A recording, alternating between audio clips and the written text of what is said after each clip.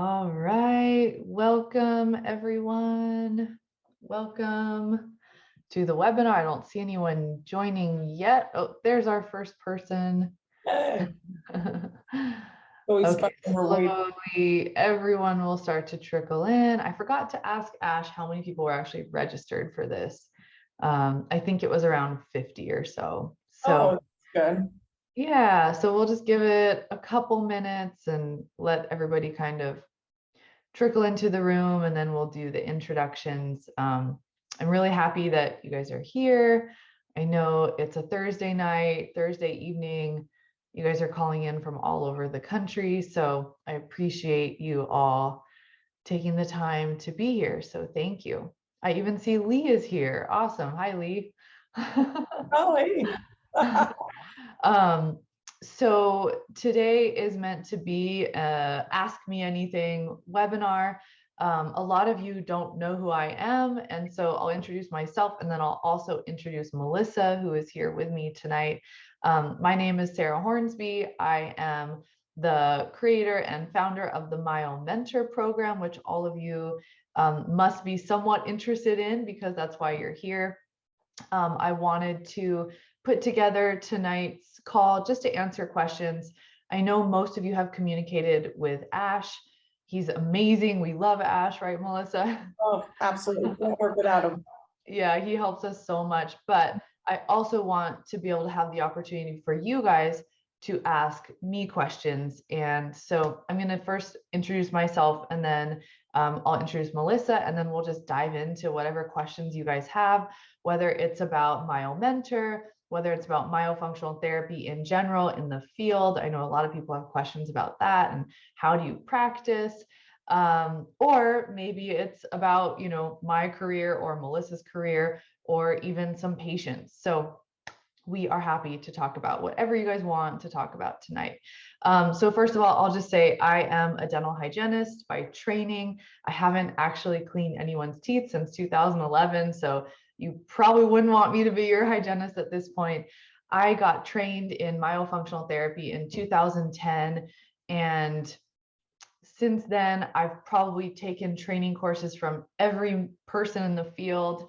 I started with an in-person practice called Faceology in 2010, 2011. That was my practice in Seattle. That's where I started. That's where I'm from. Faceology evolved into an exclusively online therapy practice starting in like late 2014, early 2015. I closed down my physical office. I took everything online. And that was way before COVID. That was way before anybody was talking about online therapy. And I actually got quite a bit of criticism back in those days. So, but I knew that's what my patients wanted. People were interested. I was from Seattle. It's a tech city. People were always saying, why do I have to drive to you to do this? Can't I meet with you on Skype back in those days? Skype. Yeah. I know. So it's kind of funny how that evolved. I started MyoMentor really as kind of a study group in the early days because I had so many hygienists asking me how I was doing this therapy and how it worked, and they wanted to shadow me. They all had the same questions, and so I started a mentoring program that has evolved into this incredible course over the past, gosh, I don't know, I started in like 2016. So the course has evolved. It's 12 weeks. It is exclusively online, and it's always been online. It wasn't something that I shifted to become an online course through COVID. It's always been that way, and it's designed to help hygienists and dentists and speech pathologists and really anyone with any medical or dental background to get training in myofunctional therapy so that they can practice and be successful. So Faceology has evolved over the years, and that's where Melissa comes into the picture. Melissa and I have known each other for probably 4 years now, and we've been trying to find ways to collaborate and work together. And just starting last year, we actually joined forces. So now Melissa runs and manages Faceology, my practice. We both speak and teach, and I think that's the first time we met was we're both lecturing at the Breathe Institute. And Yeah. so Yeah. I love Melissa, and now she's just started to also come on as kind of an assistant teacher. I don't know what the word would be, but Melissa's got an amazing background and career of her own. And so, Melissa, I would love for you to share a little bit about how you got started in myofunctional therapy, let people know who you are, and then you can talk about kind of what we're doing today with Faceology, because it's really, really great stuff. So I'm glad you're here. Yeah, well, thank you so much. I'm always so happy and elated to come hang out and speak to everybody that's interested in MyoMentor. First, let me say, I was a myofunctional therapist before, but taking MyoMentor really was a real pivotal moment and change in a lot of the way I practiced. It definitely elevated the style in which I practiced. So I always have been very excited and followed a lot of what Sarah was doing. So that's the first one. But I'm a little unique in this space, unlike some other myofunctional therapists. I am a hygienist as well. But I had started my career in dental years before in orthodontics and pediatric dentistry, originally in endodontics, and then kind of went specialty after specialty. Then I went to hygiene school. But actually, after hygiene school, I ended up really staying with a good friend of mine who was an orthodontist and kind of being his director and kind of running his operations. And I've always been really good. I've always loved ortho. I've always loved kind of connecting the dots with teeth. And he was the first one to introduce me. How I found it was through MyoBrace. We were using a prefabricated appliance and MyoBrace system, and then really kind of ran with that. But with all said, and you'll learn as we go, these appliances aren't a one size fits all. So that kind of led me down the path of realizing I needed to learn a lot more and then eventually become a myofunctional therapist. Later on, I did end up becoming one of the consultants and executives on the East Coast for MyoBrace, and then decided to kind of branch off from there and became a consultant. Kind of because of the fact I was on the road and I was meeting so many dentists that were so excited to implement this type of stuff. But, you know, there really isn't a perfect plug and play. There's a lot of modalities and pieces you'll learn by taking this course that go into kind of creating the perfect roadmap or the really best of, you know, the ideal equation or treatment plan for patients. And that's really what I've spent the last 10 years doing, is just going office to office. I've been lucky enough to really develop and work with a lot of amazing airway doctors across the country. And even overseas, and on top of it, lecture with great people like Sarah, Dr. Zaghi. And then, of course, I've been doing myo on my own. And, you know, obviously all of us, as we get known, people kind of seek us out for therapy. But because of my consulting, my practice was always a little bit kind of a side effect. It was hard for me to be doing all my teaching and my lecturing. So that's kind of what led me and Sarah to finally make the decision of, hey, why don't we join forces and take our collaborative side of things. I had a couple people working for me. She had a couple people working for her. We brought them all together, and we've really taken, we love the, you know, Faceology already had a great name, so we stayed with that. And we are now really developing and growing a practice, taking it from the original foundation that Sarah had, which was so ideal. And we're just layering it and just kind of creating, hopefully, a practice that a lot of people will want to look at and hopefully, you know, seek out. Yeah, it's a really amazing partnership because, like I was saying about my background, I was this online therapist and kind of this solo hygienist going out and starting my own practice. And Melissa was doing the same thing, but from a very different angle. So she was in dental offices, boots on the ground, working with integrating this with appliances and with doctors. And like she knows those systems so well. And so, but by the two of us coming together, not only for our practice, Faceology, but also now I've pulled Melissa and I'm like, are you sure? Are you sure you have time for this? But I pulled her in. So now she's coming to help on the discussion calls. So the way MyoMentor is structured, we have our lecture call that I teach on Mondays. And then we, you know, you kind of go out into the week and implement as much as you can, talk to patients, read more, watch more videos. And then on Wednesday, we have our discussion call. So Melissa joins me for that. It's a lot like this. We answer the questions that all the students send in, and we have a lot of fun at the same time. So Discussion calls have really been great. It's kind of feels like it's a little bit of a sneak peek of conversations that Sarah and I would probably have, just together when we're talking privately. And to be honest, a lot of people, doctors have reached out and, they have hired Sarah and I to do this exact type thing that we're kind of offering now, that you get to just a glimpse of ask us all kinds of things. They like to joke she's a little classy and I'm a little sassy. Sarah keeps it perfectly politically correct. She's always does it exactly, keeps the research perfect. And I tend to be a little more practical and kind of say maybe what everybody was thinking. So we try to definitely keep you engaged, but I can guarantee you this, you get the latest and the best research, and you're going to get the most honest, practical, realistic use of how to, grow your practice and implement this. I think that's something you won't see in many other places.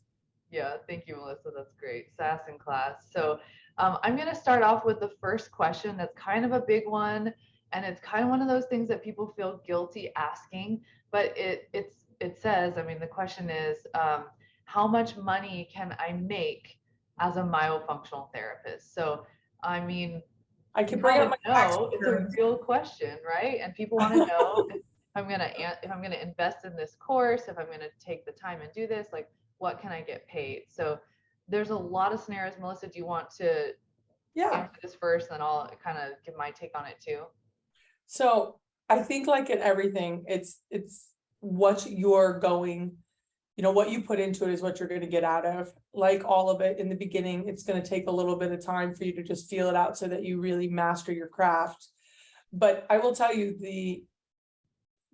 there is no cap, which is what I love about myofunctional therapy and what really drew me. I have 2 young kids. Well, actually one's 12 now, and the other one's 5, but it gave me the freedom to do a lot of things that I couldn't do before on my own time. And there was no cap. It was my call, right? How hard I wanted to work, how many patients I wanted to see, how much I wanted to work my referral systems, or, what I worked out with whatever dentist at the time. I really felt empowered, like it was really my call. So, I mean, to be very honest with you, I've had some years that have been absolutely twice what I made as a hygienist. I've had other years that have at least been maybe 10 to 15% over what I would have maybe normally made, but that was because of my choice, my season of life, what I had going on. But there was many areas of other places that I could also supplement and go as well once I started, being able to support other doctors and things. So it's an open-ended, tough question, but I would say without a doubt, you're definitely higher or above what your hygiene salary would be. I like that, Melissa, because that is a good perspective. It really is. I mean, like anything, if you're a hygienist and you want to own your own business, or if you're a speech pathologist, it kind of is like based on the referral network that you can create and how hard you want to hustle, and like the sky's the limit. But it's hard, I'm not going to sit here and lie. Like I've spent almost 12 years doing it, and it's a lot of work. So there's different options. You can work for a dentist in a dental office. That's going to be a different pay structure. You can start your own business, and I can tell you for sure the going rate for myofunctional therapy in the US is anywhere from $100 a session to $200 a session. And most of the time you can do a therapy session in 30 to 45 minutes. So you could look at it as, wow, I can make $200 in one therapy session that only takes me 45 minutes. That's way better than hygiene.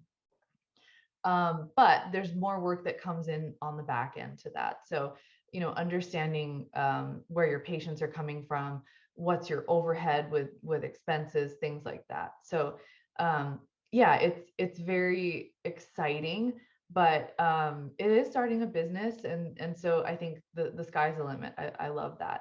And it does depend on your area. So again, like, I don't know, Melissa, can you tell me the prices? What do we charge per session at Faceology, like typically? So I think we're at about 220, 200, am I right? I can't remember either. It's like 205 on the thing. So we range it kind of depends. I think right now, I think we're at 2,400. I think about 220, 230. I think that's somewhere where we're at again. I think we're right around there. The other good thing is, I just want to almost say, because the area now, because of online, you kind of do have a lot more flavor. You're not stuck just in your own space. You can draw from other places. So I've definitely said this across the country, without a doubt. I've seen nothing but Myo consistently go up. And I've been in some areas, like I worked at an office in Natchez, Mississippi, which the hygiene is at 30, I think it's like $25 an hour, 28. This was 3 years ago. I mean, that's probably one of the lowest areas in the country. And I saw Myo going at 85 to 100 there. And that was 3-4 years ago. So very competitive. It's a very sought out specialty thing. It's getting a lot more recognition. I can promise you this, it's a lot easier to make money in myofunctional therapy today than it was when Sarah and I started 12 years ago. Yeah, We're like, when, when we started, people didn't think it was a real thing. Now there's actual research and there's actual like legitimate, organizations like Spear and Vivos and I don't know, big companies talking about it. Whereas when we were starting, people were like, that's not real. Like, that's definitely a scam. People to Sarah, to the online myofunctional therapist, because at least that proved that there was somebody else doing it. Yeah. It's on YouTube. Must be real. It must be. So there is another question from Kate. It's in the Q&A box. I think we'll go to this and then I'll go back to the emailed in question. She says she works at a pediatric office as a hygienist.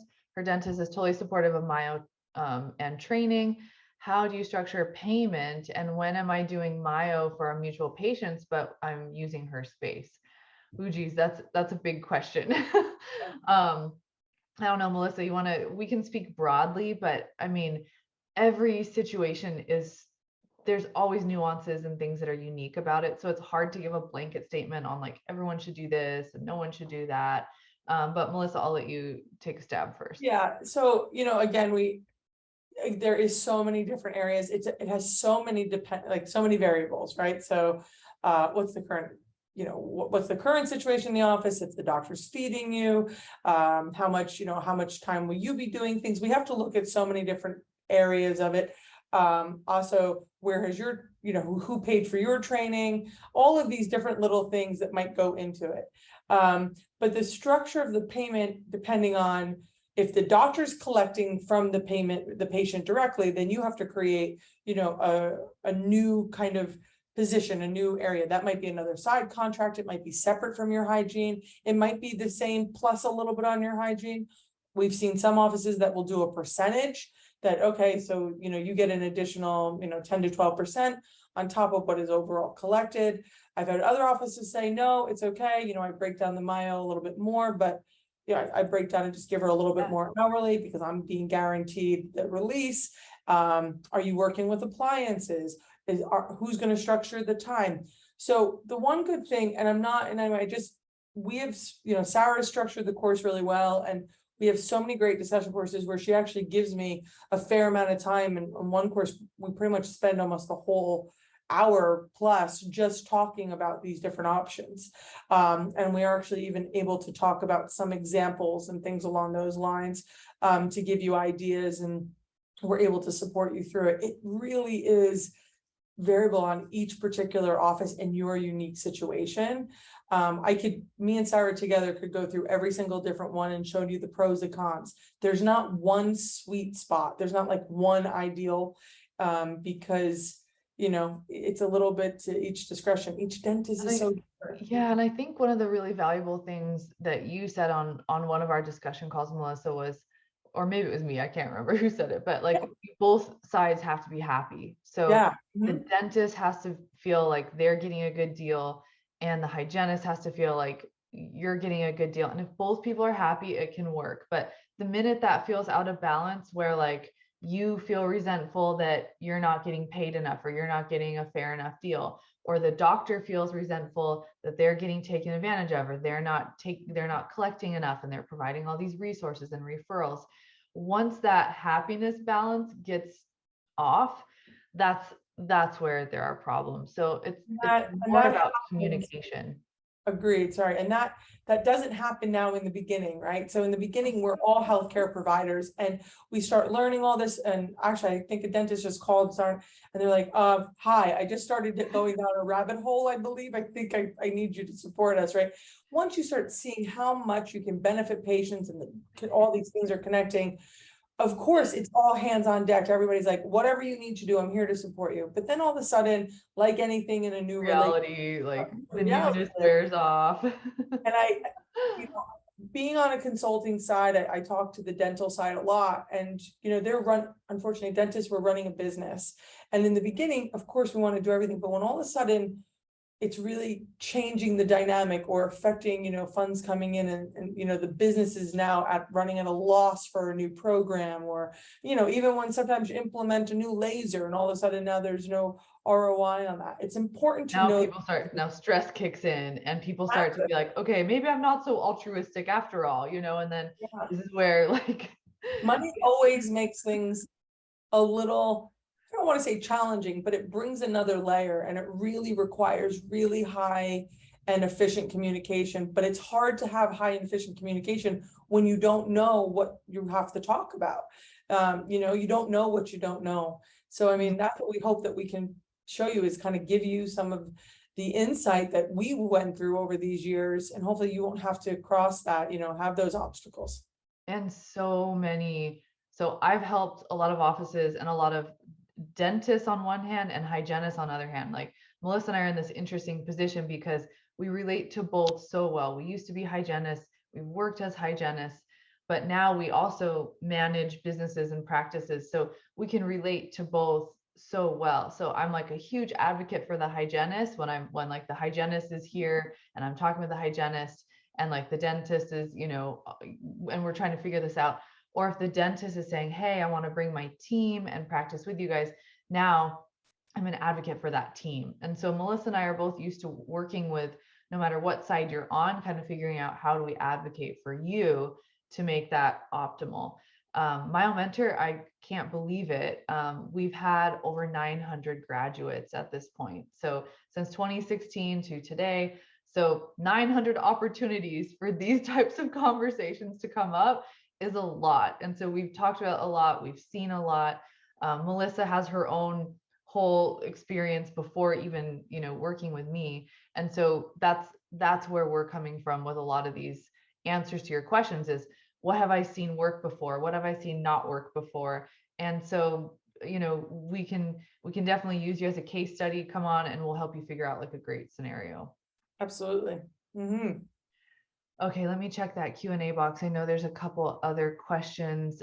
Actually, I'll go to the ones that were emailed in. So another big question, you guys are like emailing in the ones everyone wants to know the answer to. So do I need to be certified to practice myofunctional therapy? And the answer is no. But I'm not saying that certification is a bad thing. We now have, I believe, 5 different groups offering 5 different certifications, and it's a choice that you can make. If you want to, align with one organization, take their exam, get certified by them, you can do that. No, it's not going to change anything on how you practice or can't practice or anything like that. Melissa and I think one of the reasons we kind of connect is because we've both chosen to train with as many people as we can, but get certified by no one. For me, it's been important over the years being a mentor and having a MyoMentor program to not choose sides. I want to remain neutral. I try to be Switzerland. I support all the groups offering certifications, but I'm not certified by anyone and I don't ever plan to be.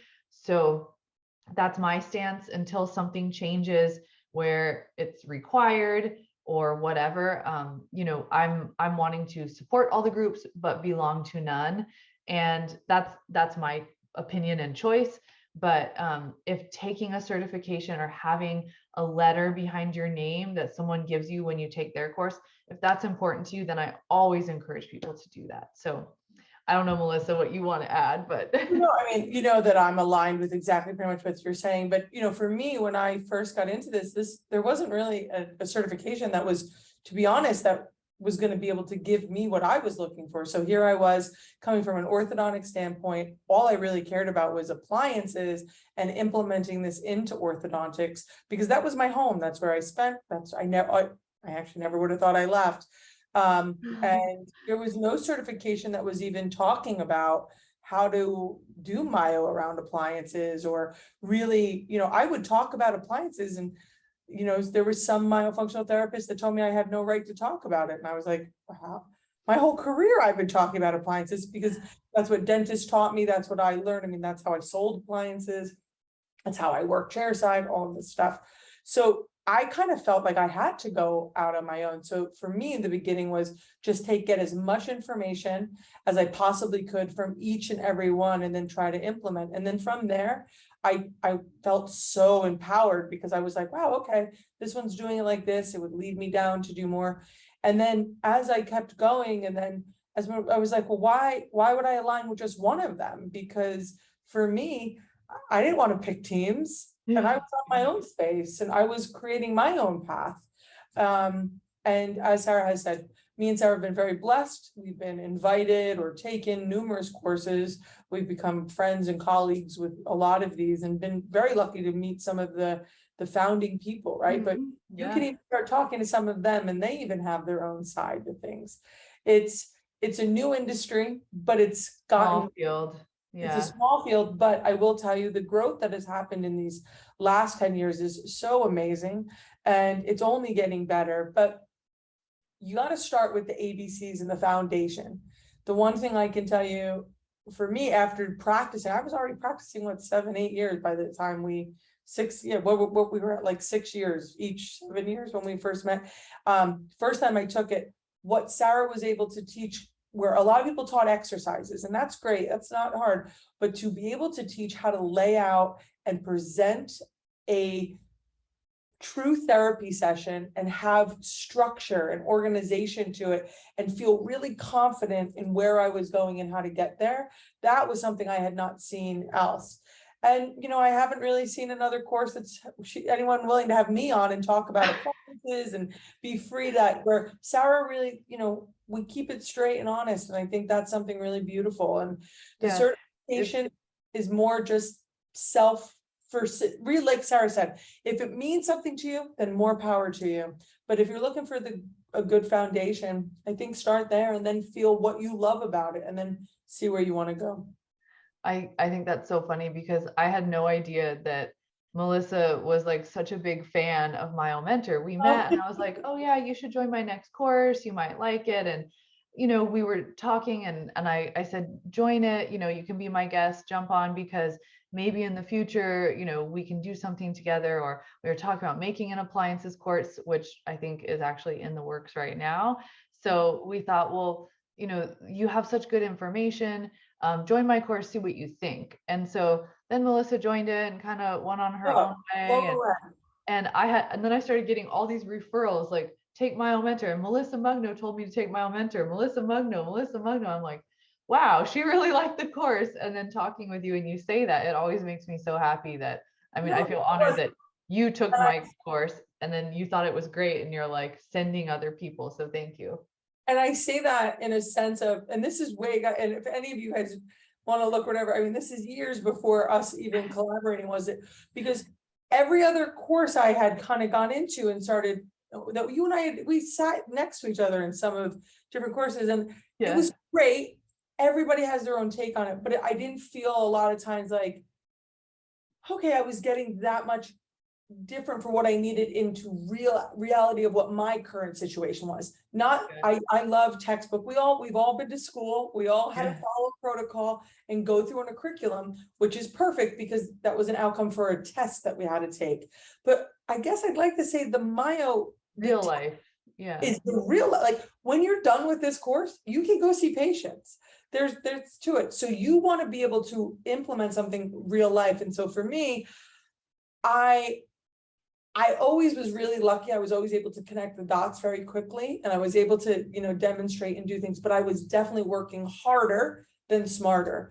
And, that's really where you want to come from, on top of the foundations, but that kind of structure. So, I mean, I know that was a little tangent of the certification. The certification is obviously something, if desired, go for it. But I think you might be quite surprised to see what happens when you start going and then realizing, like, wait a minute. And okay, I'm going to say this. So when we started, there was what, two certifications at the time, There was right? one. One. There was So now there's 5. So I'm curious, as the person that always just going to say whatever, is in the next, and that's just in the last, what, 7 years, 5 years? 5 years. Yeah. A So lot. in 5 years, where might that lay? Is there more? Sometimes if there's more certifications, does that mean that the ones don't hold more water? I don't know. It's left to, it's interesting. We'll see how that plays out. Yeah, we'll see. Susan's got a good question. She says, is there any networking or support after taking the MyoMentor course? Which, yes, and Melissa's part of that. And so it's actually a great way to kind of lead into that question. So after you graduate, we pretty much have one event per week that you can join. So I do Myo Fridays. I have one tomorrow. Myo Fridays are twice a month, and it's just me answering questions. Sometimes Melissa comes on, sometimes I have a friend or a guest or somebody who wants to come on and, talk about stuff with me. We have a newbie study group that is hosted once a month. It's usually the first Sunday of the month. It's by Dave Hendrickson. He's amazing. He's a MyoMentor graduate, and people just love him. He's been teaching his monthly study group for like 3 years, and people can't get enough of it. So he does one study group a month. Now Melissa is starting to lead one case study group a month. So it's not just random questions, it's taking cases and presenting and talking about a specific case. I also want to start, and maybe this is like getting overkill, but Ash and I have been talking about starting a therapy Thursdays, where 1 or 2 Thursdays a month, me or Melissa or both of us come on and talk therapy, like techniques and new exercises and things like that. So there's lots of support afterwards. We do have a Facebook group, but mostly I would say it's stuff like this that. Well, I'm going to say the Facebook group is actually, the Facebook group, the Myo Ambassador, they're all amazing. If you're able to, once you're done, you'll see there's a lot of support. All the students, which are now all therapists doing their thing, they're all eager and dying to support each other. It's definitely not an industry where I don't notice that people sometimes might be a little too over eager, but they all are trying, that's for sure. Yeah. But I will say, the fact that Sarah, had, and Ash came to me and they worked out something just for you guys students, I do mean, I normally would charge just for people to present cases to me to do that. I mean, that eventually got to a point because I have a pretty good awareness of appliances and stuff. And we spend almost an hour and a half, just anybody comes on, they throw them, we set up treatment plans for you, we walk you through it. So we're definitely here to help you the whole way through. Yeah, actually, doctors do pay Melissa to do that. Yeah. Kind of like the whole consulting thing is. But it works out. So I think, that's a great question. I'm gonna just look at the Q&A. Somebody said, I'm really interested in Myo, especially doing the therapy on my own kids instead of continuing sessions with our current speech pathologist. My current dentist has no interest in this area. Do you find many hygienists take the course for themselves? I'm wanting to work in an office that has interest in Myo, but not ready to make a career move. Yeah, so I would say the class about 50-50. So 50% of those students in the class are hygienists who want to change careers. They want to do something different. They're inspired about airway and tongue tie and Myo, and they're like going to start practices and, take that path. The other 50% is dentists and their teams. And if a dentist takes the course, I allow an assistant to come on. So a lot of times we have a dentist, assistant, and a hygienist together. Sometimes we have 2 dentists on their own. Sometimes we have a dentist and a hygienist, or a dentist and 2 hygienists. So we've got these teams. And so I think it's really great because you can hear how I answer questions based on, like, okay, you're in this situation, so here's what I would say. But if you're a hygienist on your own, here's what I would say. So there are some slight variations to that. More and more, it's been really crazy. There's been a lot of speech pathologists taking the class now. I think in the January course, we had like 15 speech pathologists, which was the most ever. And I couldn't believe it. And so the course it's dental oriented because that's my background. That's what I know. And I used to not actually allow speech pathologists to take the course because I just thought I don't know what they do. I can't teach them. But it was actually Corinne. What's Corinne's last name? Oh yeah, Jarvis. Corinne Jarvis, another colleague who lectures and who Melissa and I know. She's a speech pathologist. She took MyoMentor and then she said, I'm going to have all of my speech pathologists go through it in my clinic so that way they can get that dental side of things because it's so different than the speech perspective. So now we're getting more speech pathologists. I've had a handful of physical therapists or physiotherapists over the years, but I would say 90% of people who take it are dental oriented and the majority are dental hygienists. So I just think one thing, and I might be off of how that question went, but I think I don't know if she was also asking, like, my doctor might not refer me patients, I have to stay a hygienist. What could I do with it? I might be wrong if that's the way it was. If so, I wanted to step in, like me and Sarah has, for example, our practice, we hire MyoMentor grads to work for us for faceology. And, there's a couple of us out there that we have myofunctional practices that we hire you, we feed you patients, you get to work part-time from home. So there is career opportunities outside your dental office as well as outside your dental practice. So you can stay a hygienist 3 days a week and say, and possibly apply and say, hey, I'd love to apply to be a myofunctional therapist. Be a faceology. Be a faceology myofunctional, and you have to be a MyoMentor grad to apply because we know your background. Yeah, we know your background and that's what it is. But there's a lot of opportunities out there.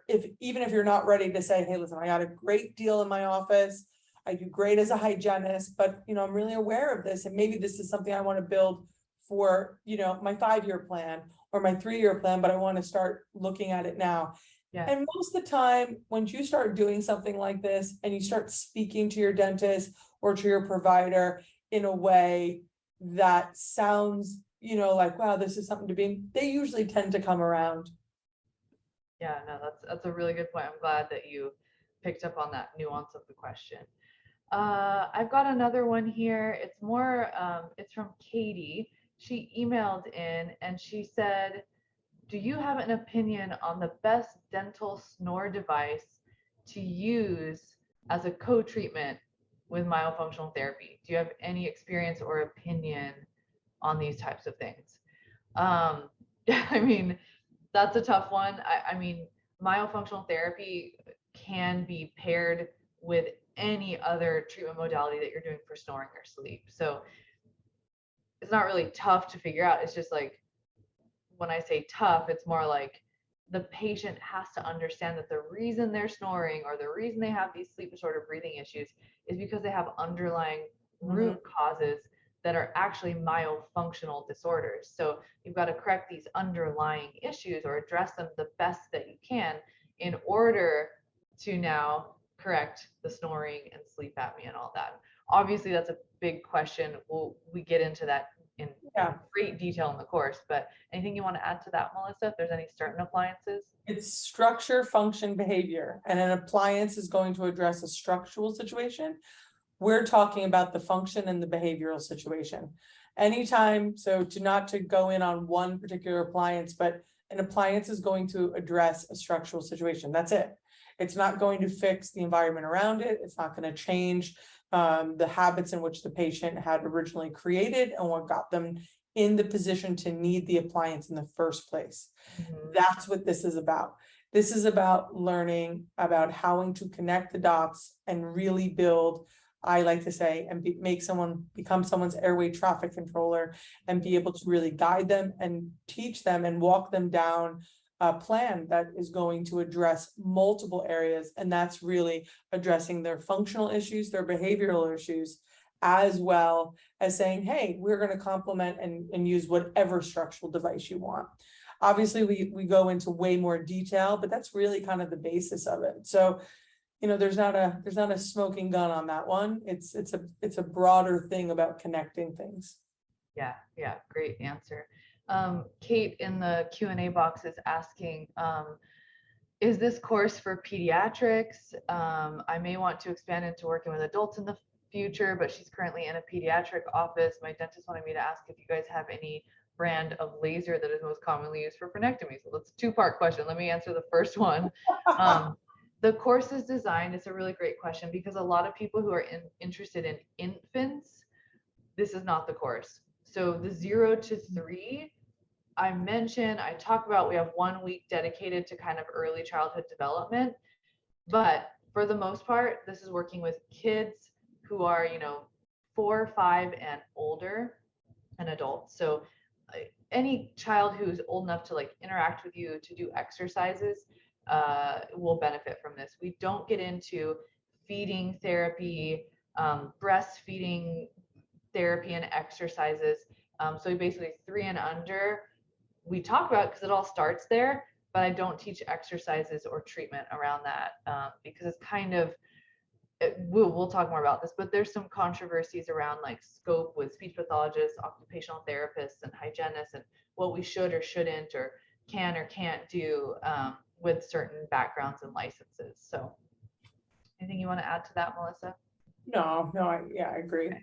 The second part to your question, which laser? Melissa and I are both big fans and friends with Dr. Peter Vitruk, who is the creator of the Light Scalpel. So it's a CO2 laser. Look up Light Scalpel. They're an amazing company. The reason Melissa and I love Light Scalpel, and Peter, who is, I guess, the owner of the company. He's one of the owners and the original, I think part of the development, I think he developed it. He's like, so he's a laser physicist. Laser physicist. Yep, exactly. So he's a scientist of laser technology as well. And I mean, the ins and out, but the Light Scalpel, I know Sarah's done a lot of work with him. I was able to lecture with him directly for a while and do a lot of stuff. And I mean, hands down, I've been in many offices and seen money. I mean, there's just nothing in comparison to the Light Scalpel. Yeah, and the reason that I personally like what the Light Scalpel is doing is all the doctors who buy the laser, and they are expensive. I mean, it's expensive. I want to say like 30,000 or 50,000 or something, but any doctor who buys a laser, they require and they offer as part of that package to take either Richard Baxter's tongue tie academy. So they have a solid understanding of, the therapy side of things, the therapeutic side of things for infants, or if it's more of an adult practice, they get one course or their team course enrollment for the Breathe Institute with Dr. Zaghi, their course. So the reason I like that is because they're not just selling lasers. They're saying, we'll sell you this laser, we would love to, but we want you to have an understanding of function. We want you to know that there's exercises pre and post-op that should be done with frenectomies. So they're not just a laser selling company. It's really important to Peter. I just spoke with him on the phone the other day, and he was saying, I really want all the doctors who buy Light Scalpels to understand like their results are better when you do therapy before and after. So Light Scalpel all the way. Let's see, there's another question that was emailed in. I see we have about 20 minutes left, so feel free, you guys, post questions in the chat. If anybody does want to raise their hand and come on and ask a question on audio, you won't be on video, but you're welcome to do that as well. So let's see here. The other one is, we kind of answered this, but it's, do I need more training after the MyoMentor course before I can start seeing patients? I mean, Melissa pretty much answered this. She said no. But no, the idea is by the end of the 12-week program, you should be prepared and hopefully confident enough.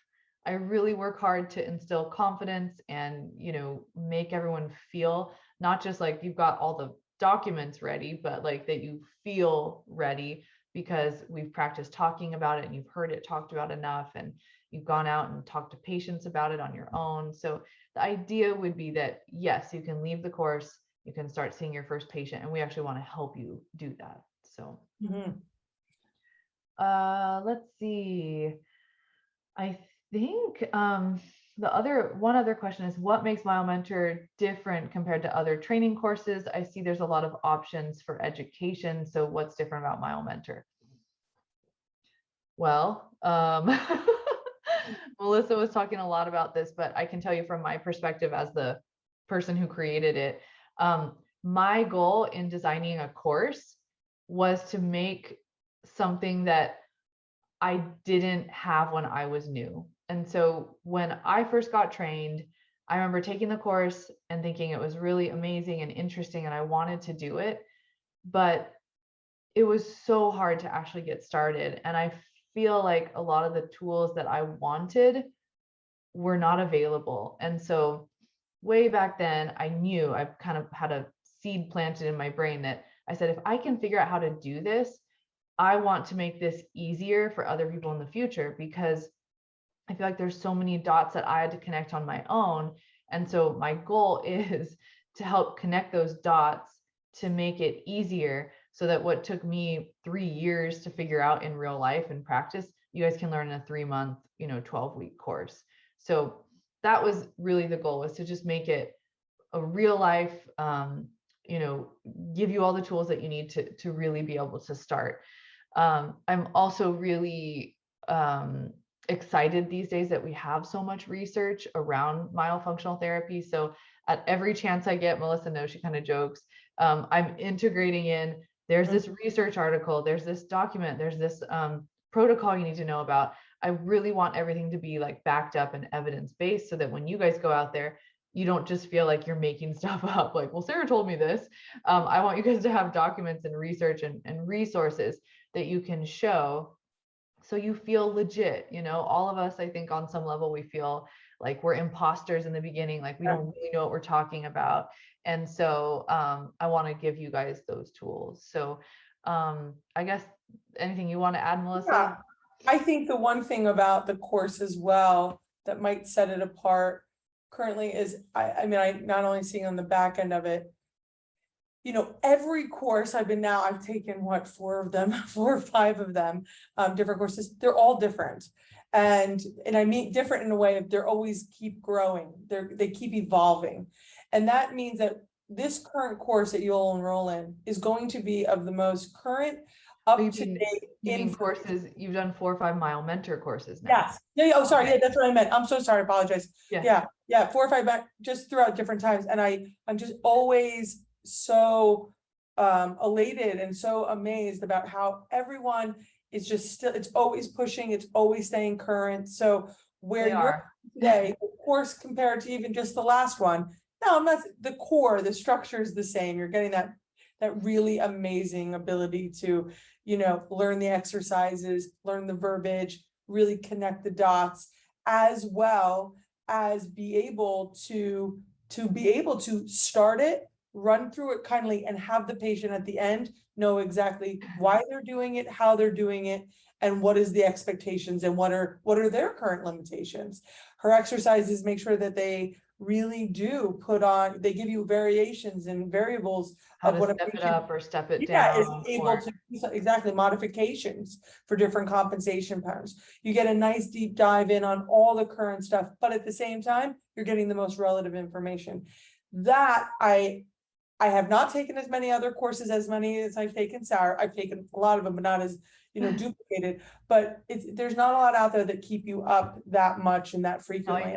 I do try really hard. So every course is a little bit different, because as I learn new information, as more research comes out, as the field shifts and evolves, I kind of make a joke that, and I even have a case study that I just did in the last discussion call, but the way that we looked at tongue ties in 2017 is so different than the way we look at tongue ties today, because we've had new grading scales invented. And we are like, the way that I practice in the early days is so different than the way I practice today. So as I evolve as a therapist, as I learn new things and the field evolves, the course has to change. And it makes my life harder because every week I'm adding new slides and taking stuff out and modifying it and making it better. But I think And the course is so good because of it, because it's then, always a little absolutely. different every time. And then on top of it, I mean, I think the other really beautiful thing is, you know how like people had said, oh, there's so many, so many different educations out there, I don't know which one to choose.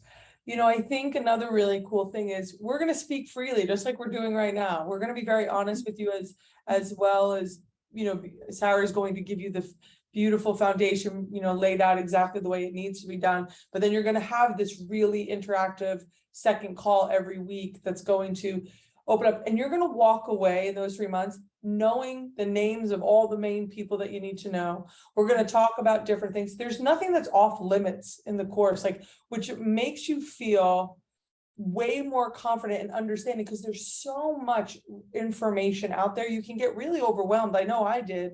I know there was times I'm like, oh my gosh. I was like, what's this appliance I've never heard of that everyone seems to talk about? Or how come all the experienced myofunctional therapists talk about Buteyko breathing? Like, I never learned that in the course I took, but like everyone's talking about it. Like, why is that? And it confused me so much when I was new. We're going to bring you, as and Sarah, we're going to bring you a lot of years of information and a lot of different things, and really catch you up and get you feeling very confident as if you've been doing it, or feeling like you understand the whole history and all that goes. And that to me is something that's so beneficial to put you in a power position to feel really confident to get out there and do what you need to do.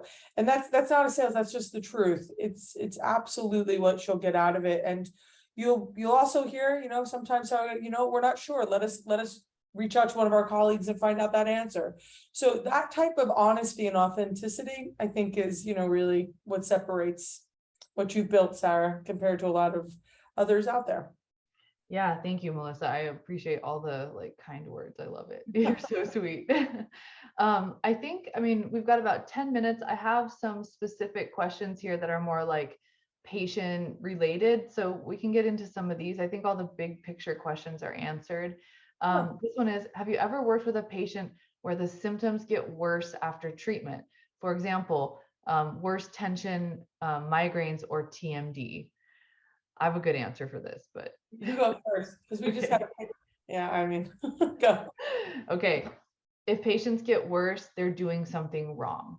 So when I learned therapy back in the early days, no one was talking about the technique of how to do the exercise. It was just, here's the exercise, click your tongue 500 times and drive in your car. It was just, there's the exercise. What I've learned over the years and what I've collaborated with and talked to other very experienced therapists about is, if patients do it the wrong way, they do get pain. They can start with no pain, and if they do an exercise incorrectly, they can end up with headaches and jaw pain and all sorts of issues. So I teach very technique oriented, and that means looking at compensations. So what are their compensation patterns for their facial muscles, their jaw, their neck, the floor of mouth? What are their compensation patterns? And how do we teach the exercises so that the way they do the exercise is addressing their specific compensations? So the exercise, and I even tell patients this, the exercise doesn't matter as much as how you do the exercise. And I always tell patients, if any pain happens, if your pain gets worse, something's wrong, stop the exercise. We've got to go back to the basics of technique and make sure you've got your technique dialed in. So no, people should not get worse unless they're doing the exercise the wrong way.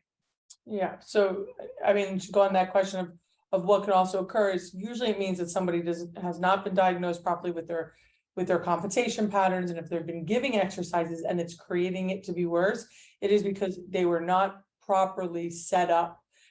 They were not actually maybe shown where a tie was coming from. You didn't look at what they're, connecting the dots, like, really looking at that.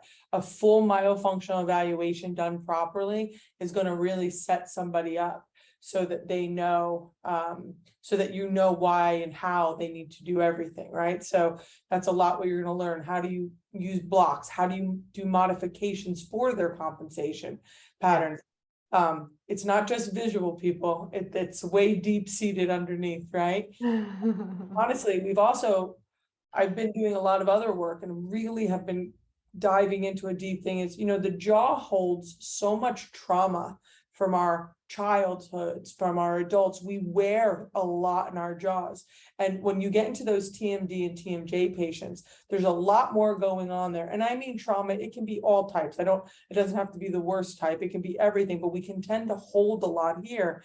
And that actually sets. So anytime you then tell someone to do something drastically different, that can really upset and change that whole thing. It can almost trigger them and create things. So, being prepared and knowing why, how, and what you're making that person to do, and why, and knowing what you expect on the other side of that is really important. So setting your patients up and knowing why you're giving them what you're giving them is really important, and understanding where you're coming from. Oh, that's a great point. Melissa's done a lot of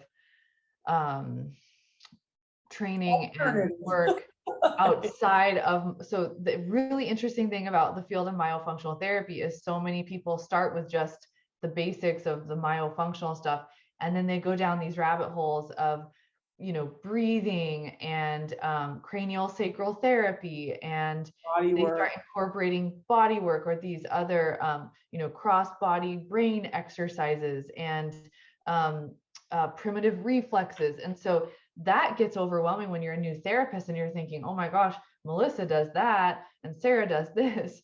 But that just comes with 10, 12 years of trying to learn more and do different things. So we'll talk about that a lot, but none of you guys are going to be like ready to do like all the extra stuff, right away. But eventually. But we give you these little nuggets of information that you're like, whoa, and then maybe in 2 years you're like, wow, you know what? I'm all of a sudden want to revisit. Yeah, exactly. Like I just happen to have started to see a lot of patients that were kind of presenting with these things, and then my own personal journey. Listen, that's another thing. We're very open. Sarah and I will talk. I'm not only the director, I'm also. Oh.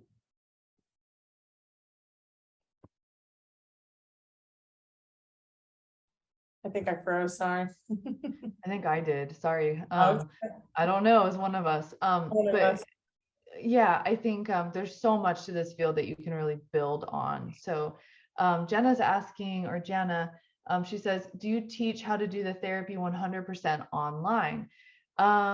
Yes, I do. That's what I do. That's what our therapists do.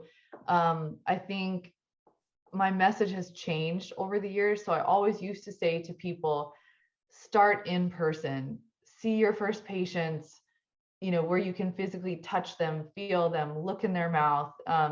It's always going to be easier to learn that way.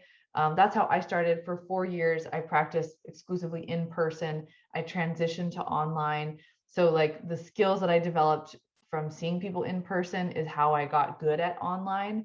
Now, since COVID, a lot of people do want to work online from the beginning. So I'm not against it, but I always say, if you have the opportunity to, physically feel a tongue tie and look in someone's mouth, it will help you get better. But that being said, there's a lot of hygienists now who just want to go straight to online. And so I do talk about that. And I do talk about also some of the challenges with like camera angles and lighting and things that I've had to learn, when patients when you're trying to help a patient, you can't see what you're doing, to basically get the best out of therapy. So Melissa also has a lot of that in-person experience. And I think I can only guess, Melissa, that all the in-person stuff you've done translates to how you see patients online, because you see patients online too. Yeah, no, I mean, I see patients online. I mean, now I'll be honest with you, I prefer to see patients online now. And I do that because I can structure it better. And I'm kind of hammering that point because you can get lost in the therapy, in the session, if that makes sense. And you'll feel it because it's like, how to start it. Like, imagine if we didn't have a basic structure for a hygiene visit, all of a sudden it was like, just pick what tooth you want to start with. And we just,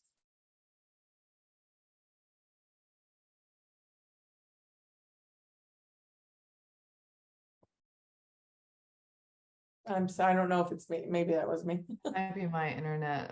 It's stormy and both. It's stormy for Well, Melissa and for me. yes. So, But um, I was just last thing that was just like, imagine if we had no, no no structure for a hygiene structure for the appointment. hygiene. So for me, I just find it's so much easier to structure online. Obviously, there's challenges, but yeah, we I definitely like it. It's funny too when I have to see someone in person now. I'm kind of like, ugh. Like this is so much easier with a screen between us. Like I have to put pants on. No, I'm just trying to. I'm kind of like, oh, you're so close to me. It's awkward. Like No, wait a it's minute. You weird. want to Like see kids? Yeah, absolutely.